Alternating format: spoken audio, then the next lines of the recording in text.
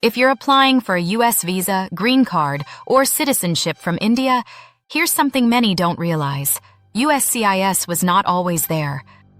It was created after the September 11th attacks as part of America's security overhaul. In 2003, the old INS was split into three parts: USCIS for benefits and immigration, ICE for enforcement, and CBP for border security. That history still shapes how your case is handled today. For Indian applicants, this means immigration is always linked with national security. Your application isn't just paperwork, it involves fingerprints, background checks, and sometimes cross-agency reviews. Even minor issues like old arrests, missing documents, or inconsistencies in forms can trigger red flags. Students, professionals, and families from India now face more scrutiny in interviews, longer wait times, and higher pressure to prove every detail.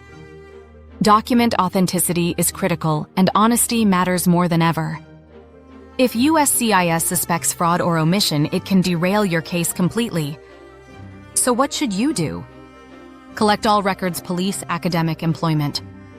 Be upfront about past issues, even small ones, and get them resolved before applying. Consider consulting an immigration lawyer to avoid surprises. The truth is, the shadow of 9/11 still hangs over U.S. immigration. Knowing this helps you prepare smartly, avoid mistakes, and increase your chances of approval.